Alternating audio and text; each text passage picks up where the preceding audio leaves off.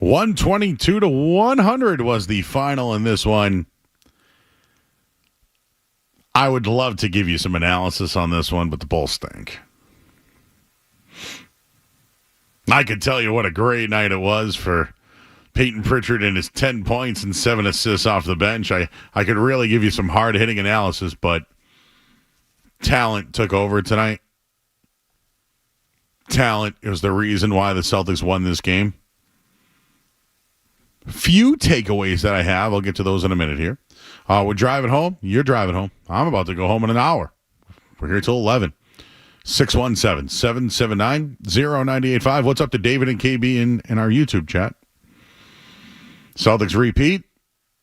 Lose no more than 5 games in the postseason, says David.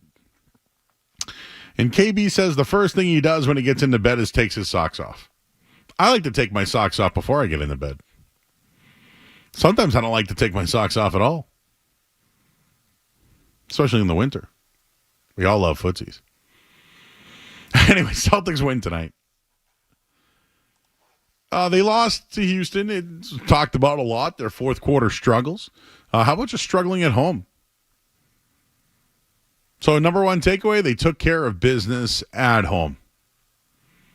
Second takeaway, the Celtics have now improved after a loss. They're 15-1 now on the year after a loss. So, I think they've only lost back-to-back. Yeah, well, they only lost back-to-back games once this year. So, that's pretty good. And Kristaps Porzingis had a monster night. I mean, he was electric from downtown. 34 points for him, 11 rebounds, 3 assists, 3 steals. A huge night. Plus 22 on the court. He went 8 for 14 from downtown, hit all 6 of his free throws, 10 of 18 from the field. This is the best basketball I've ever seen from Kristaps Porzingis. And I'm talking about times in New York, times in Dallas, or even Washington for that matter. This is the best basketball we've seen from Porzingis. I just hope he can stay the course, stay healthy, but also this is what the team can look like when they shoot 41% from 3. I know that the three-point argument is always there when it comes to the Celtics.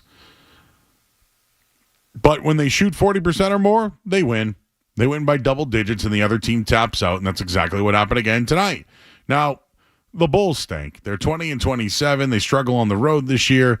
Like, this was a really good just get-right game for the Green, who go on the road on Friday night. So we'll see how that goes when they play New Orleans. But it was really good to see Kristaps Porzingis get going. And, right now he's shooting a career-high 42% from 3. That's huge. This guy's a 7'4" guy. 7'4", shooting 42%. I'll take it. Celtics now 14-1. I said 15. 14-1 coming off a loss. Porzingis 34 points. Hit a career-high 3-pointers tonight. Then they got a 3-game road trip. So as much as I want to say, hey, great win after a loss, great win at home tonight, and awesome to see Kristaps Porzingis shoot 42%, hit 8 threes, and have over 30 points. It's fantastic. The team shot 41% from 3. I'm happy about that. I'll look up some of the other numbers here, but what were the assists? 32 assists tonight. We always talk about that, Scaz. Whenever they go over, essentially, anything over, 25, they're pretty good. The bench contributed at times. Jaden Springer played 19 minutes off the bench. Pritchard gave you 34. Was a plus 13 on the night. No Hauser. No Horford. Tatum was dealing with something, but he played. He shot 2 for 6 from downtown. 4 for 4 from the field. Did have 3 turnovers, but, 16 points, plus 14 on the night. And, I know that the Porzingis is the biggest takeaway, no doubt about it. His insertion, the way he's played, the team struggled, though. And at times I wondered if he was a part of that. Like, is he the reason why the team has its struggles? I don't believe, though. I don't believe that is what the case is at all. Celtics get back in the win column tonight. They win in blowout fashion. They beat the Bulls 122-100. They're now 33-15 on the year. The Bulls without Zach LaVine tonight. What was that all about? Personal issue? Celtics had a A 24-point lead at one point. Jaylen Brown had a good night. 28 points, 6 rebounds, 6 assists. I'll take that. Derek White shooting again. 22 points, 5 assists. Porzingis is on a stretch right now. Again, I haven't seen it like this before. He's been red hot from 3. 8 for 14 tonight. Matched his career high for threes in a game. In the month of January, he's shooting 37 of 73. Hang on. So 37 and 37 is 74, right, Skaz? So 37 of 73, that's over 50% from 3. Joe Math, I believe that's 50.7%. Joe Math. Yep. That's good. He looked his best on the season tonight. Absolutely great. So the Celtics were down 2 rotation players tonight. Jaden Springer got in on some action. Played some solid ball, showcased that defense that we've seen, and they're clearly showcasing him. He's been a pest defensively. Finished with 4 points, 5 rebounds in 19 minutes. He's one of their main guys off the bench tonight. And winning after a loss is huge. 14-1 now, as I mentioned.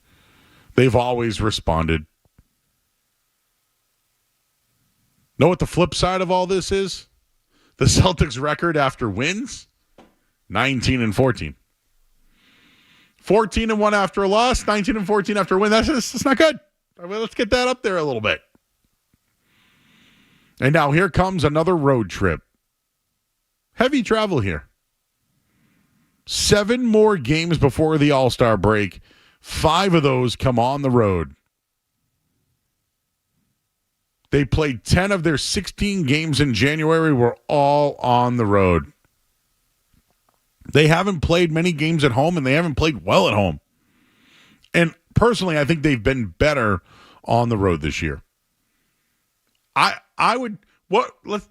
throw some numbers. They have 7 more games to go. What would be an acceptable record for you before the All-Star break of those 7? Do they have to go 5-2? 6-1?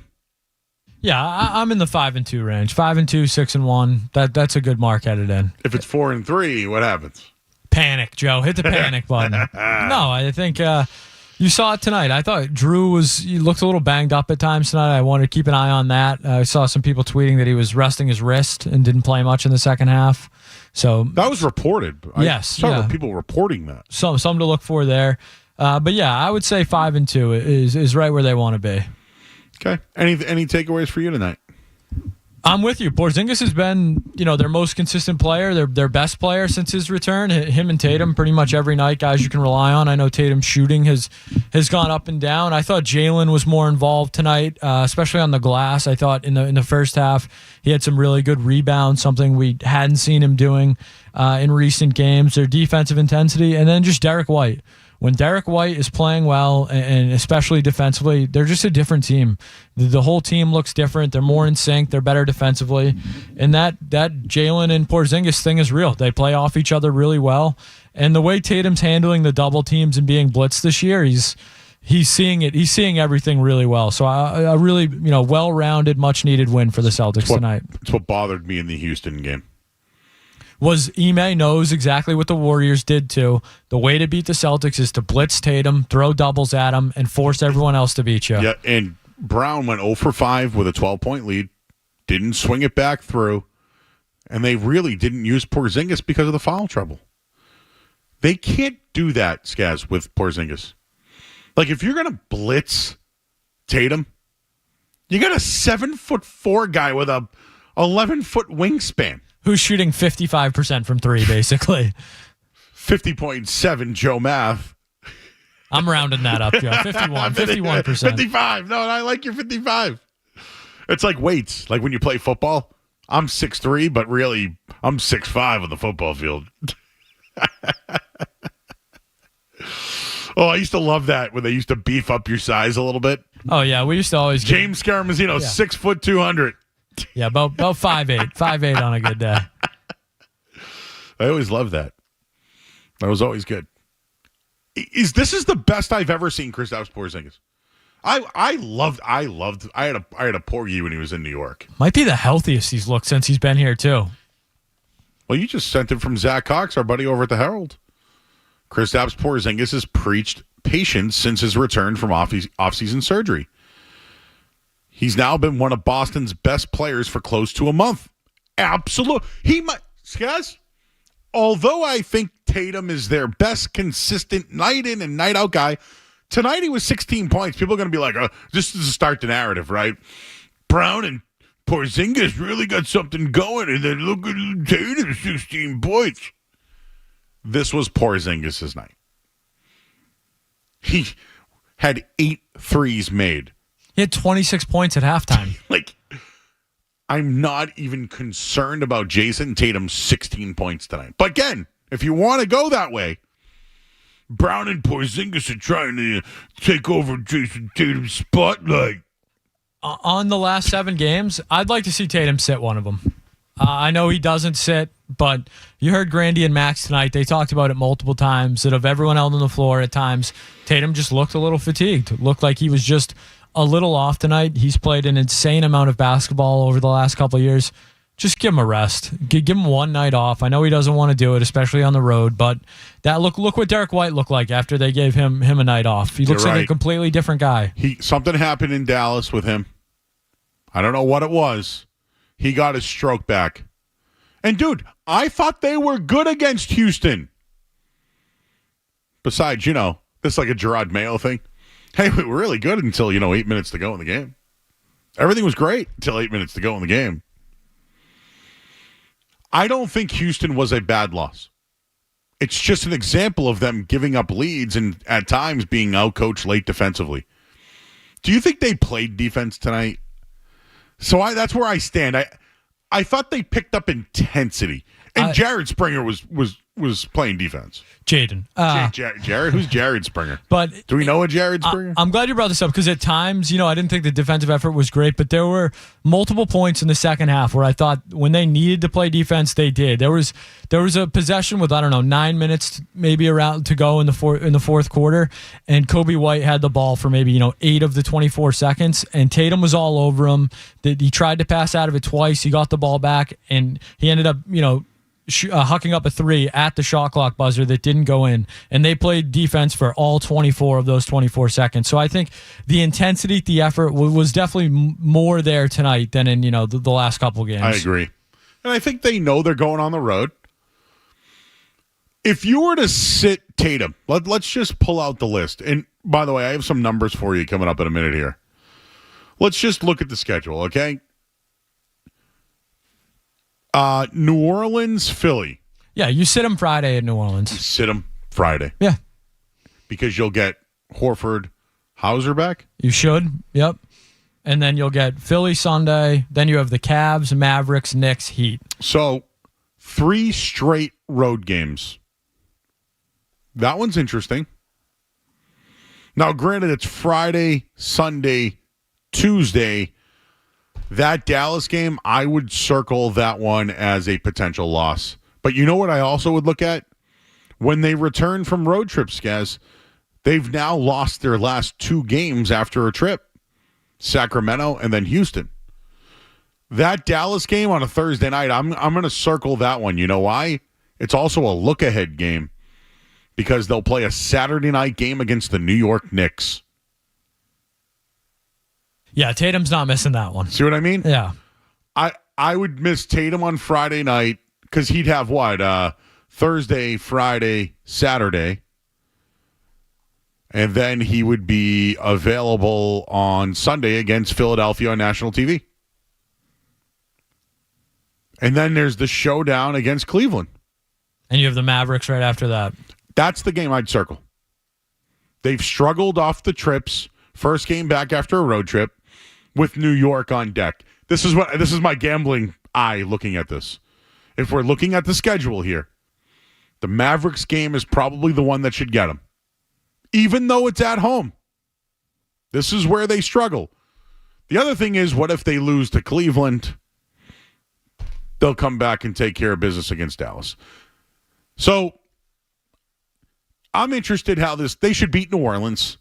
Philly, they owe them a payback from Christmas. They do. Is Embiid going to miss another game, by the way? He's missed 400 games. I believe I saw 47% of his games he's missed.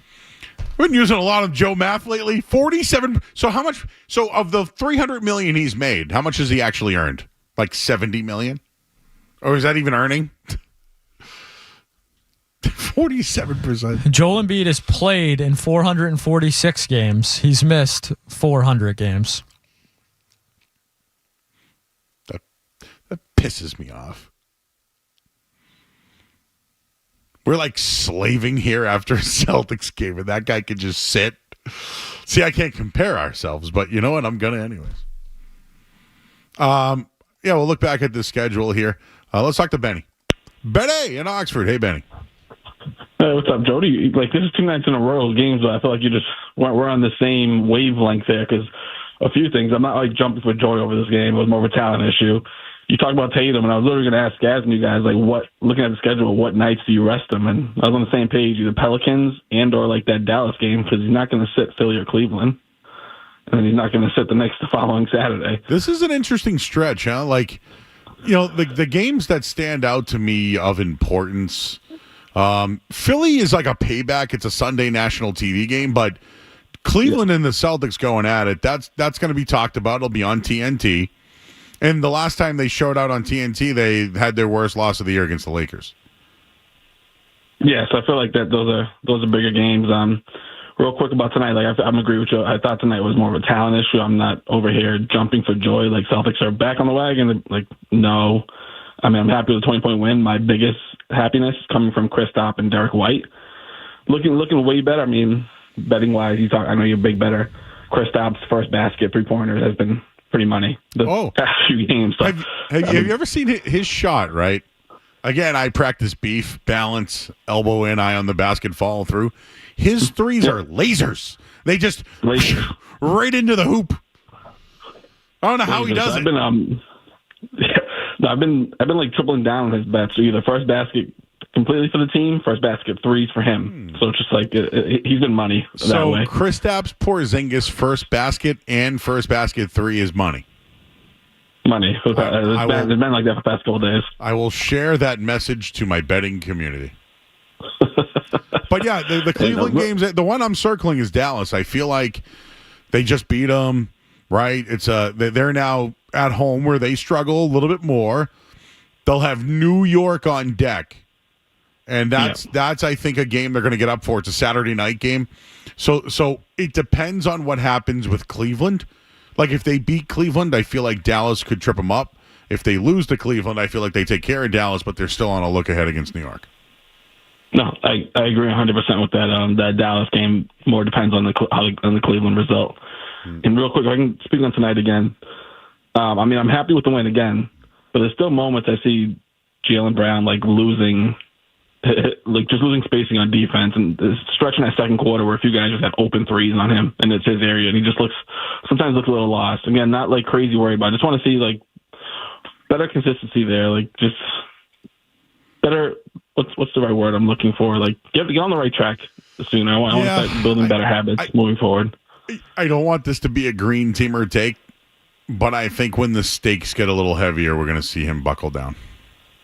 I'm hoping so. I think we all hope so because when he plays at an elite level, they're unbeatable. And by the way, no one's ever seen Kristaps Porzingis play this good. So imagine if you could get the both of them on the right track and Tatum's consistency. They're not going to. I know people are going to think I'm a green teamer here. No one's getting the talent alone. They'll just win. I agree.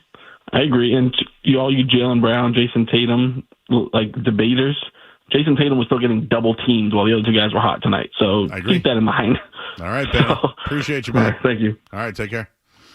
Yeah, the double team against Houston, they can't do that with Porzingis on the court. They can't. We haven't seen it yet. It's because the one time that we have actually seen like the whole entire everybody healthy, it's Golden State, and they won by 40. Now, I wasn't impressed after the game because Golden State was bad.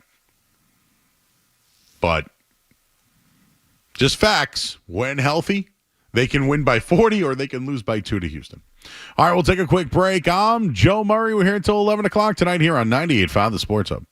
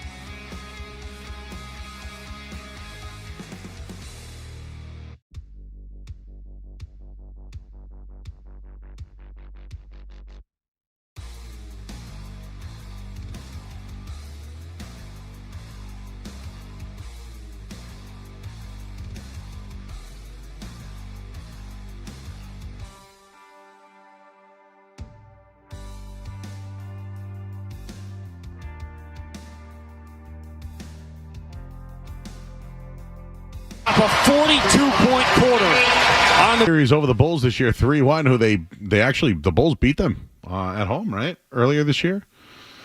They've won 7-8 against Chicago, and it's all unicorns and show ponies. Well, just the unicorn. Kristaps Porzingis playing the best basketball of his career. Last season in clutch games, the Celtics struggled. Actually, last year they were great. They didn't struggle. They went 21-12. They were 6th in defensive rating a year ago. Well, this year they were 3-5 early on, and well, since December 7th they were 3-5, but early on they were 10-4 this year. Not good. They've had fourth quarter struggles. It's been pretty persistent all year long, and in their 15 losses, they rank dead last in field goal percentage, net rating. Like all of these issues, defense, it's when Porzingis isn't in the mix.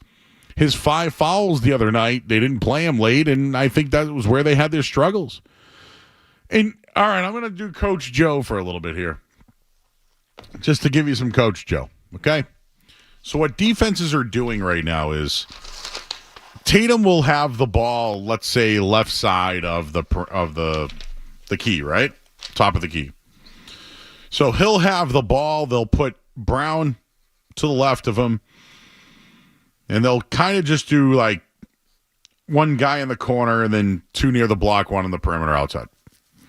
So the defenders are essentially chasing Jason Tatum. So when they chase him, they're either trying to double him or he's, when he stops his dribble, like. But what he has to do is he has to make a strong over-the-top pass. Wow, really doing Coach Joe right now. Over-the-top pass to the wing, which would be Jaylen Brown. So Jaylen Brown will then try to penetrate, but everyone's kind of covering the middle, and it's just as Jason Tatum is out of the play after that. Couldn't say that. Sorry. So like once Brown gets the ball in the corner, everyone attacks the middle. Brown feels like he has to take the shot. He should penetrate more, then try to come back out, and everyone should just somewhat rotate, but they're not doing it. With Porzingis in the lineup, he can play anywhere around the free throw line, and now he can be the lob inside, not bury it to to Brown on the outside. Where their struggles are is Tatum gets doubled, throws it over the long pass to Brown. Brown penetrates where he gets the open shot because they want him to take the shot.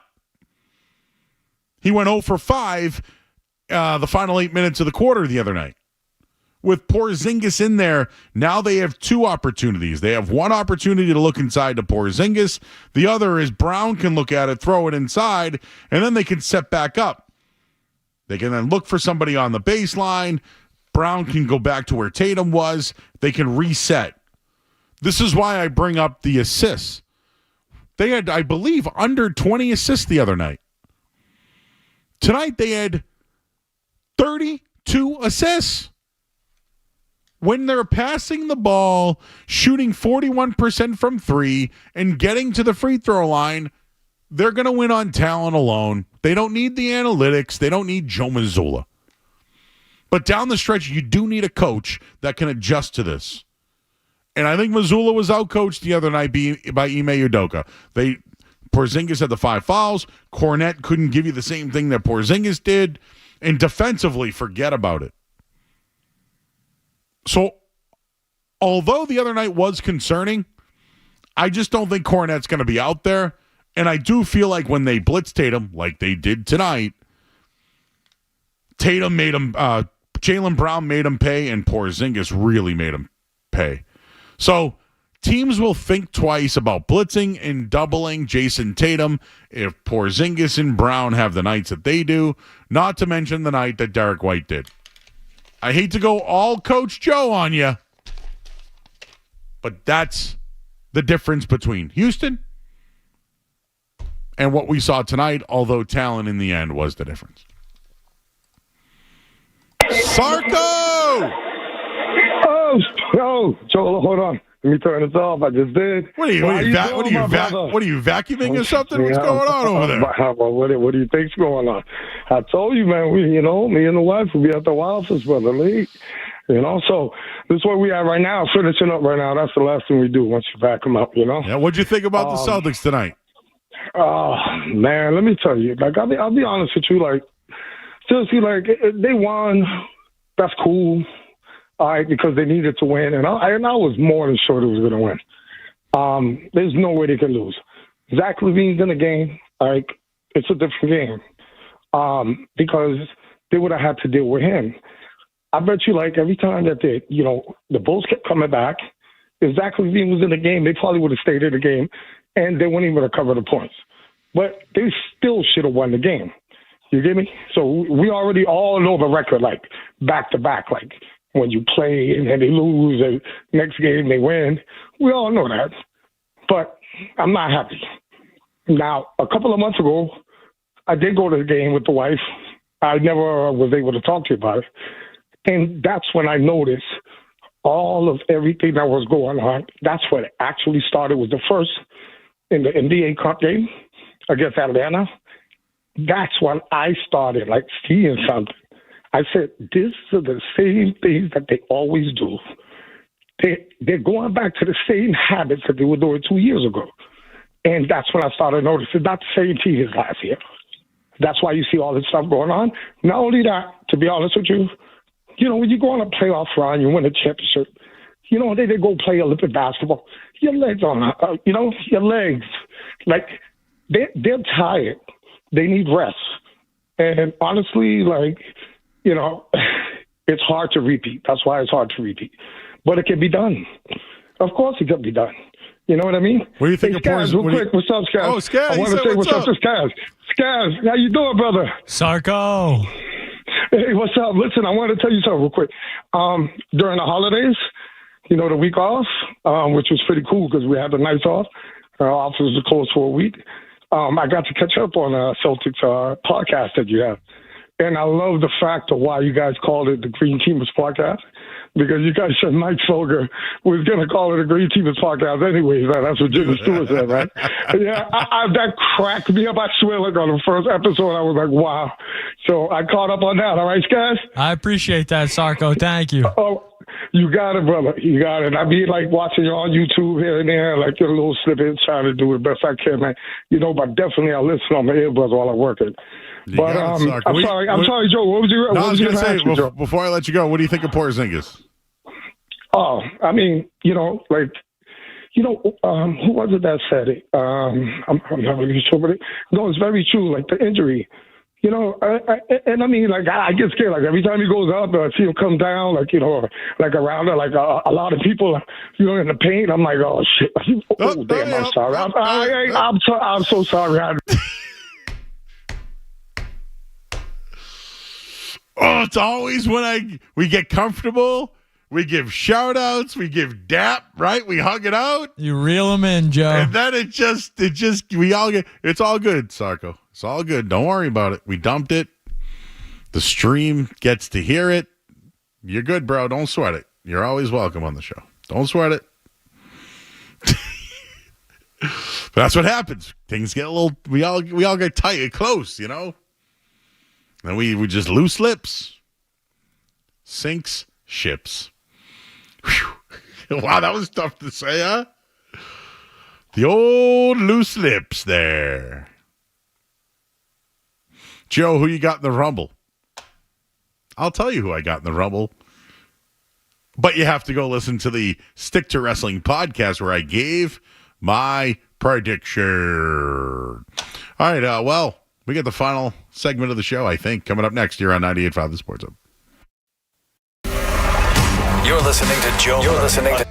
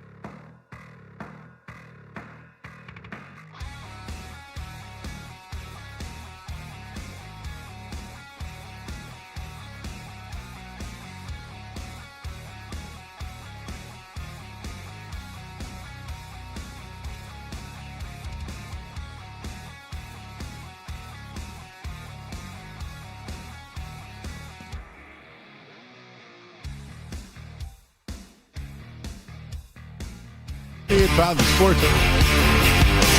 I'm Joe Murray. Celtics win tonight. I wanted to float this one out here. NBC Sports Boston had this one, so I figured, why not? Let's have a little fun, Ski, as we wrap up the night tonight. Skaz, I will pose this question to you and our audience. We have about 10 minutes or so to go. If you're in our chat right now, feel free to make an answer as well. Which is the worst contract in Boston sports? Before I give you the candidates, is there one off the top of your head? You're saying currently, right? Not like all time? Current Boston sports worst contract. I think coming off of their two most recent seasons, the first ones that jump out to me are Trevor Story and Kyle Duggar. Those feel like two contracts that have not aged well. Duggar, I'll give a pass to because he's a safety and they can cut him. And he was coming. Yeah, I think he was more injured than we let on this year. I crushed him, but I there are times where guys make business decisions. It's hard. Remember, was it J.C. Jackson? Remember him? I think he was making some business decisions in that playoff game where they lost to Buffalo. I think the Chargers regret that one, Joe. Yeah, but he made a business decision, right? And when they lost that game, I kind of said, well, it's going to be a free agent. Can I really get on him for it? Because I don't know. So I'll take Duggar out. Trevor Story, on the other hand, the only reason why it's a Red Sox thing, They got the money, so I'm not worried about it. What's remaining? What's remaining on his deal? Trevor Story contract. He's made a lot of money to really do nothing. And I know he's worked hard. I know he's had. I don't want to say the Chris Sale angle. I don't want to go that way. No, Chris Sale was actually much better than Trevor Story when he was on the field. I know. Trevor Story signed a 6-year, $140 million contract with the Boston Red Sox. What tier woof should we use for that one? That's a pretty big woof for me, Joe. Woof. For those that weren't listening earlier, Maz has tiers. I have a woof tier. 6 years, 140 is a big woof. That's a woof. Woof. So he's going to make, 22, 23 million over the next couple of years? When's that up? 28. Oh, my dawn.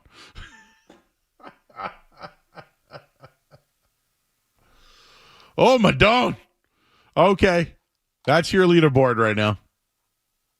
That's the leaderboard right now. How about Charlie McAvoy? A $9 million defenseman. Hampus Lindholm I won't put in there, even though it's big money. I still think he's a valuable commodity in the league when healthy. Yeah, I don't think McAvoy's that bad of a contract. Michael Onwenu. Not great. He's a guard making tackle money. Smart. His agent was smart. So in a way, I don't hate it. But I think he's playing inside next year for the Pats. They can't get out of it. You might as well play him at right guard and call it a day. It's not on my list. Trevor Story's the tier. Let me give you one more. Just while we're at it. Jeremy Swayman. I say no. I think McAvoy's worse than Swayman. I don't think either of them are that bad, to be honest with you. I think it's the rest of the roster. And Nikita Zadorov's the worst contract in both of those. Why isn't that one on the list? Yeah, that should be on the list. That's got to be on the... Trevor Story's tier 1. Zadorov's up there. Can I tell you why I don't like this list at all now that I have Who made that? This is NBC Sports Boston. Yeah. They have employed me before. We love our friends over at NBC Sports Boston, but having Hampus Lindholm on this list at all almost devalues the whole list. Hampus Lindholm was the Bruins' best player until he got injured this year. You may, Bruins fans, he's soft. He doesn't want to take contact. Whatever. He's still a very good to elite defenseman when he's healthy, and he was their best player this season when he was healthy. So he doesn't deserve to be on that list at all. Trevor Story's the name. Yeah. Let's just leave it at that. Are there any other? Zadorov's a great one. He's a great one. If I had to think of a Patriots contract that I would look to get out of, it's not Nwanu. It's probably Elliott Wolf, but he's the one giving out the contracts. What about Davin Godshaw? Got an extension. Sat out of camp, remember? Everyone else was getting paid. It's probably not a real ugly number, but did they have to do it? And I'm spitballing here. I don't really have the... Joe, what about a one that's on the list? What about Eunice Corpusalo? Not a great contract they took on there. Remember I told you my take this week. Trade him now. Trade him now. It's $3 million against the cap, but it's really a $4 million because Ottawa's paying the $1 million. So yeah, Corpusalo is a $4 million one. What's the worst Celtics contract? Could it be Drew Holiday? No. Okay. Anyone that wins you a title is not a bad contract. Play the game then. So nobody on the starting five, right? And we later on tomorrow, Skaz, we could do best contract. Is that right? Derek White would be, I think, up there. Peyton Pritchard. That's a great contract. The Peyton Pritchard deal is a great contract. Ooh, I'm trying to think worst. Xavier Tillman's re-signing wasn't great. He's been unplayable as of late, Joe. It's the system, though, and they signed him, so that's on them. Who else? I mean, Jaden Springer making $4 million a year isn't great, but they're showcasing him right now, and he's playing. He's healthy. Hey, listen, the guy's never had a shot. He's had bad ankles his whole career. Like, he's getting some defensive minutes, and he's contributing, and I think people are seeing it around the league. Trevor Story's the list, man. Is there another Red Sox that we're not talking about that should be on the list? Oh, what about Elias Lindholm? Yeah, I don't really blame him for that either. It's not a great contract, but he's never been a goal scorer. It's not his game. He had one really elite offensive season, and look at the line he was playing on. Right now, the rundown on NBC Sports about forced marriage. Celtics good but not clutch. Right? Ted Johnson's Super Bowl thoughts. Boston's worst contracts. I got a lot of thoughts on all those things. You ever see Coming to America? That's a forced marriage. Told King Joffrey that he wanted to find his wife, so he pulls out a globe. And where does the prince go to find his wife? Queens. Still love that concept. I'm King Joffrey. I'm looking for my son Akeem. You want to soil your royal oats. That's a forced marriage. Is Mike Vrabel and Josh McDaniels a forced marriage? They're certainly inviting a lot of people to the party. And there's a lot of people on the Vrabel side of that party, huh? Not a lot of people on the McDaniels side of the family there. But you know what? Maybe they could invite Josh McDaniels' brother. Hell, even Mike Vrabel's kid. Now assistant offensive line coach. You know? Forced marriage, baby. All right, we got to get out of here, everybody. Real quick, this hour of the Sports Hub is brought to you by our good friends over at Valvoline Instant Oil Change. Enjoy quick and convenient vehicle maintenance this month. Visit NewEnglandOilChange.com to save 15% off your next drive-through oil change at Valvoline Instant Oil Change, now open in Franklin, Billerica, and in Peabody. Thank you to Trent, our intern, helping us out. James Scaramuzzino. I'm Joe Murray. We'll talk to you guys tomorrow night at 6 on the Sports Hub.